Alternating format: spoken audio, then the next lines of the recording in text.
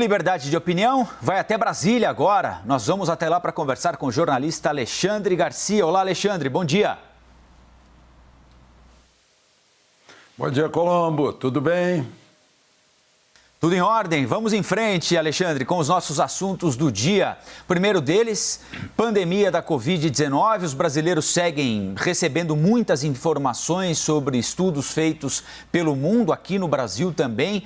Busca por uma vacina para imunizar a população contra a Covid-19. Enquanto isso não acontece, nós temos colhido informações de estados diferentes sobre aumento de casos, de internações e de mortes pela doença. De acordo com o Ministério da Saúde, os estados de Roraima, Mato Grosso do Sul, Goiás, São Paulo, Minas, Espírito Santo, Rio de Janeiro, Santa Catarina e Rio Grande do Sul registraram aumento no número de mortes por Covid nos últimos dias. O Ministério ainda indica que a região sudeste toda apresenta um cenário que o Ministério classifica como preocupante. Alexandre, este aumento de casos de Covid, especialmente nas últimas 2 semanas, nestes estados a que o Ministério da Saúde se refere, já indica que os governos locais têm de tomar alguma espécie de medida emergencial, como, por exemplo, retomar algumas das regras daquele isolamento social não tão rígido, mas algumas das regras daquele isolamento social lá do começo do ano, do início da pandemia, ou ainda é cedo para isso? Não sei, eu acho que a gente tem que dar uma olhada para a Argentina, que adotou um lockdown total e foi um fracasso, né? A Argentina está com 818 mortes por milhão, se não me engano, enquanto a gente está com 795 empatado com os Estados Unidos. A gente está caindo, na verdade. A gente está baixando para o 8º lugar. A gente já esteve lá em 4º lugar. Está baixando. Segundo os cartórios que registram o óbito, né? A gente já estava com uma alta aí no dia 21 de julho. A média móvel era de 980 mortes por dia. Agora está em 185. Né? Por coincidência, estão reabrindo escolas, né? Como a gente viu aí a reportagem sobre Recife. Né? Será que agora, no momento de reabertura, parece que o marketing do coronavírus, não, mas vem a segunda onda como se fosse aquele repique depois de um terremoto. Agora, fim de semana eu fui ao Rio. O avião estava lotado, gente sentada aqui ao meu lado, né? Pertíssimo. Né? Os hotéis lotados, porque eu fui a um terceiro hotel depois de encontrar 2 lotados. Né? Então há muita movimentação. E a hipocrisia, né?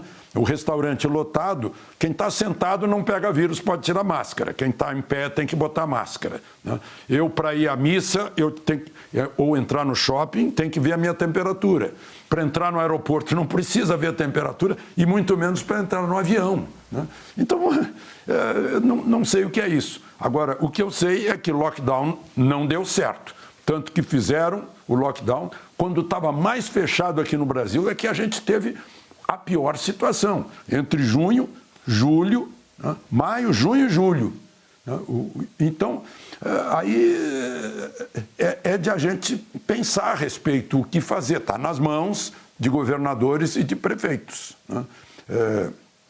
Eu vi vocês conversando aí, você e o Sidney, sobre a eleição, né? Não sei se dá influência política, mas o prefeito e o governador é que tem isso nas mãos para decidir. Agora, Colombo, a propósito disso tudo, eu queria citar um fato pitoresco, eu chamo de pitoresco, né? Que aconteceu lá no Tribunal Regional Federal da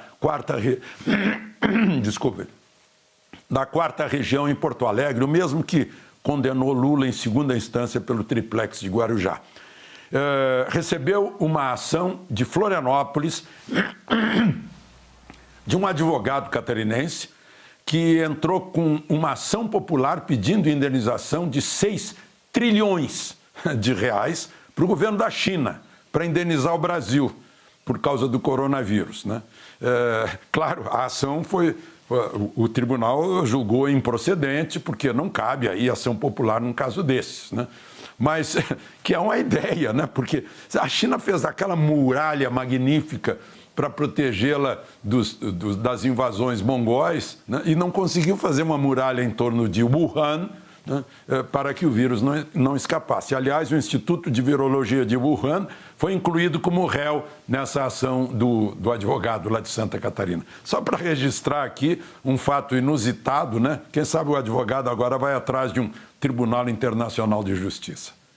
Agora, Alexandre, esse movimento para cima de casos, internações e mortes nesses estados monitorados pelo Ministério da Saúde, isso pode ser considerado um repique numa pandemia longa, né, de um ano quase já? Pois é, longa por quê? Porque a gente espichou a possibilidade de alcançar a chamada imunidade de rebanho. Quando uma maioria da população tem contato com o vírus e está imunizada. Eu vou ver os números aqui do Brasil, que são gigantescos, né? Recuperação aqui no Brasil, 5.445.000 pessoas. Se a gente multiplicar isso por 20, que é o tradicional, os pesquisadores calculam que, né? Embora não tenham prova. Aí a gente tem 100 milhões de pessoas que já tiveram contato com o vírus aqui no Brasil. É uma boa notícia, né? Porque, teoricamente, haveria 100 milhões de pessoas já com resistência ao vírus, né? O problema de tudo, de retomar medidas de isolamento, é prejudicar as pessoas. Eu ouvi você citando aí a manicure, por exemplo, né? A manicure talvez atendesse 20 clientes por dia, hoje ela está atendendo 5. Por isso ela tem necessidade de um auxílio emergencial, né? Mas se fechar mais, ela atende só 3, ou 2, ou nenhum, e fica sem nada, né? Sem nada. Hoje está começando um congresso de vendedores de automóveis, são 48 mil lojas de vendedores de automóveis usados. Se tiverem que fechar, acabou a vida deles. Eles não têm parte, eles não têm uma fazenda, eles não são parte de uma grande empresa. Então, há setores, e os mais pobres é que são os mais prejudicados. Agora, de novo, eu pesquisei agora, no Transparência Registro Civil, as certidões de óbitos e as causas da morte de 16 de março até agora. As outras doenças pulmonares mataram 38 mil brasileiros mais que a Covid. As doenças cardiovasculares com AVC mataram 35 mil brasileiros mais que a Covid. Então, eu estou dizendo isso para que a gente relativize as coisas, né? Enfim, encontremos os melhores caminhos, né? Muita coisa está nas mãos dos prefeitos e dos governadores, mas também está nas nossas mãos, que nós não somos, vai ter imunidade de rebanho, mas nós não somos rebanho, não somos ovelhinhas do sim, senhor.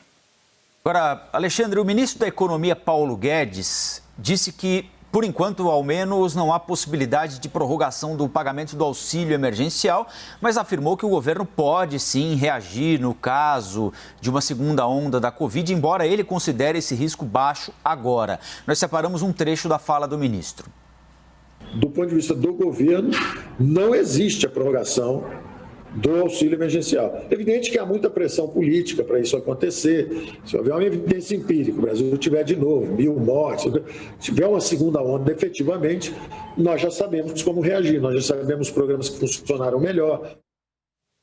Agora, Alexandre, você lembrou aí esse exemplo que eu dei aqui da reportagem hoje da Folha de São Paulo, né? Da moça que mora em Suzano e que escolhe ou pagar conta ou comer com os R$300 do auxílio, né? Mesmo que não venha a tal da segunda onda, a economia vai demorar para reagir, para criar emprego para todo mundo. É natural que isso aconteça, né? O que fazer diante de um quadro fiscal gravíssimo, com gente precisando de R$300 para comer ou para pagar a conta? Pois é, em primeiro lugar, você falou aí na chave de tudo, é a economia, né? No terceiro trimestre, a economia cresceu 7,5% em relação ao segundo trimestre, que havia encolhido. Mesmo assim, está abaixo de dezembro do ano passado, em 5%. Né? Então, a retomada da atividade econômica significa o aumento da arrecadação, isso de um lado, né? E, ao mesmo tempo, a retomada significa a retomada do emprego também. Então, soltar as amarras da economia é essencial. Isso o ministro pode ajudar. Não é só o otimismo e o entusiasmo dos investidores, dos empregadores, dos lojistas, dos comerciantes em geral, dos industriais, do pessoal da agropecuária. Não é só isso. O governo pode retirar amarras, aquelas tornozeleiras de chumbo que ficam presas nos pés daqueles que querem investir, dos empreendedores, né? Daqueles que querem apostar em si próprios, né? Não apostar naquele papelzinho de loteria, apostar em si próprio, o futuro. Então, tem esse lado. Tem o lado, e nisso o governo pode contribuir. O governo também pode contribuir tentando segurar suas despesas, mas, eu reconheço, está tudo carimbado. Sai do orçamento carimbado, o governo é obrigado a gastar naquilo. Não conseguiu sequer reduzir a folha de pagamento, porque o Supremo não permitiu. Todo mundo teve a folha de pagamento reduzida, menos o Estado brasileiro, né? Aquela elite que está acima do cidadão comum. Então, esse é o Estado brasileiro, com despesa carimbada, obrigado a gastar, né? Então, não tem milagre para isso. Como dizia o Milton Friedman, não tem almoço de graça, né? Tudo tem um custo, né? O que vai para uma Bolsa Família, auxílio emergencial, sai do bolso do pagador de impostos, né? Não tem outra fonte a não ser o pagador de impostos, que vai pagar também, se o governo emitir papéis e tomar dinheiro emprestado, o pagador de impostos também vai acabar tendo que pagar os juros da dívida, os encargos da dívida, né? Então, é um trabalho aí de aquele sujeito que levava a pedra lá em cima, depois a pedra vinha rolando, né? Tinha que levar de novo, é um nome grego, me foge agora, né? Parece Sílfides, algo assim, né? Sean Connery fez o papel dele no filme. Mas é isso, o governo empurra lá para cima, mas cai de novo e vai, né? Aliás, esse país é um país ciclotímico, sobe e desce, masoquista e otimista ao mesmo tempo. Nós separamos um outro trecho da fala do ministro Paulo Guedes, Alexandre, em que ele, não sei se reclama, mas relata a falta de apoio na criação do novo imposto digital para financiar a desoneração da folha de pagamentos. A desoneração das folhas exigiria uma base tributária diferente. Não há muito apoio a isso, aparentemente, pelo menos a própria Câmara não demonstrou muito boa vontade com essa proposta. O presidente também não tinha muita simpatia, nem tem, talvez. Então, isso atrasa. Normalmente, isso acaba atrasando a reforma, porque existem concepções diferentes. E aí, mandar algo que não vai funcionar, que vai virar foco de briga e tal, nosso acordo foi o seguinte: vamos trabalhar onde nós estamos de acordo. Então é isso, não é, Alexandre? Se o Congresso não quer, se o presidente tem uma concepção diferente, já inclusive demitiu um secretário da Receita, Marcos Cintra, por insistir na tese, não é hora do ministro da Economia também esquecer disso e partir para uma próxima? Pois é, ele próprio reconhece que o presidente não é simpático à ideia de aumento de imposto. Agora, a Câmara Federal não é simpática, não quer conversar aumento de imposto. Agora, sim, tudo bem, mas tem outro lado. E por que a Câmara não aprova, então, não apoia medidas para corte de despesas, gastos correntes do Estado brasileiro? Devia apoiar. Não permitimos que o nosso eleitor, aquele que nós representamos, aquele que é o nosso mandante, não permitimos que ele pague mais impostos. Em compensação, para equilibrar, temos que aprovar ideias, medidas que cortem as despesas correntes do governo. Não tocar nos investimentos, mas nas despesas correntes, né? Estamos nas mãos desses nossos empregados, que são o presidente da República, que é o primeiro mandatário, nós somos os mandantes, né? O ministro Paulo Guedes, os deputados e os senadores. Estamos nas mãos deles e temos que exigir que encontrem um caminho. Não tem mais imposto para a gente, para nós, pagadores de impostos. Ok, Mas o governo, então, que corte despesa, né? O Congresso Nacional que apoie corte de despesa pública, despesa desnecessária, que não atinja serviços públicos, serviços de ponta. Aliás, o ministro Guedes disse ainda que quer cortar despesas com privatizações. Disse que o governo vai ao ataque, vai partir para o ataque nos próximos 2 anos, nos últimos 2 anos de mandato do presidente Jair Bolsonaro. Privatizações e reformas. Ele admitiu falha da equipe econômica no cumprimento de metas de abertura da economia brasileira para o comércio exterior, mas disse que agora o tema seguirá de forma gradual, segura e inexorável. Haverá espaço nesses próximos 2 anos de mandato do presidente Bolsonaro para caminhar minimamente com essa agenda de privatizações, Alexandre? Parece uma história de Miguel Cervantes Saavedra. Parece Dom Quixote contra os moinhos, né? Vejam só quais são os bloqueios nisso aí, né? Justiça. Ações na justiça envolvendo estatais. Estatais que precisam ser liquidadas, né? Estatais que, para vender, precisam de uma prova de viabilidade econômica, senão ninguém compra. E atenção, as privatizações que foram feitas foram de governo para governo. Olha só, privatiza uma empresa e entrega para o BNDES. Espera aí, não privatizou. Privatiza uma empresa e entrega para um fundo de pensão de uma estatal.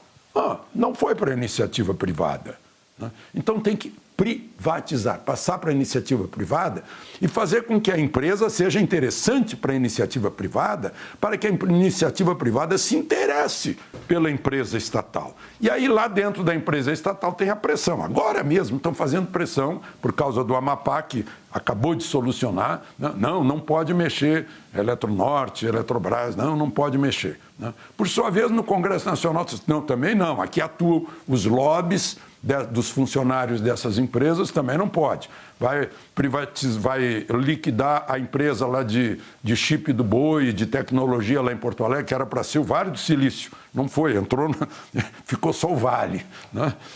E precisa de liquidar a empresa. E há um movimento de 185 funcionários para não liquidar, né? Então, pressão política, pressão técnica e pressão da sensatez, que não dá para... Um órgão do governo vai lá e privatiza de alguma outra forma. Então, isso não é privatização. Esses são os bloqueios, né? Enquanto se vai contra esse moinho das estatais. E temos resultados a apresentar. Telefonia, siderúrgica, né? Tudo isso privatizou e passou a dar resultado. E mobilizou a economia do país, a privatização desses órgãos, que eram cargos, punham um diretor político dentro de uma siderúrgica, né? Que é uma coisa incrível. Funcionou sim, né? Então, esses são os bloqueios que o ministro Paulo Guedes e o Diogo McCord vão encontrar. Foi isso que o Salim Matar encontrou e acabou pedindo boné. Agora, Alexandre, um presidente mais próximo do Centrão, avaliando a possibilidade de se filiar a um desses partidos para disputar a reeleição em 2022, pode ser mais um empecilho para privatizações? Eu não sei se tem uma coisa a ver com a outra, né? O presidente não tem nem tempo de criar partido nesse momento. A pandemia bloqueou a criação aí do Aliança pelo Brasil. Não há condições de chegar a quase 500 mil assinaturas. Vai ter que aceitar um convite que já foi feito. Mas eu não creio que tenha a ver com privatização, porque é muita coisa envolvida. Não é só o Congresso Nacional envolvido. Tem justiça envolvida, que está fora do controle político, né? Teoricamente, né? Tem o lobby dos funcionários, né? E essas resistências. Tem o tempo decorrido. O BNDES está tratando de um estudo de viabilidade dos Correios para poder oferecer os Correios para uma empresa da área que aceite. Puxa, tá bom, tá saneado, tá isso, tá aquilo, eu posso comprar, né?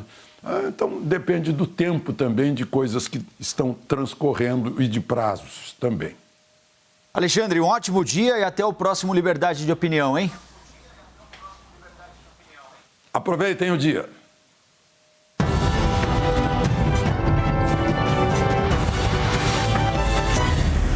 As opiniões emitidas pelos comentaristas do quadro não refletem necessariamente a posição da CNN.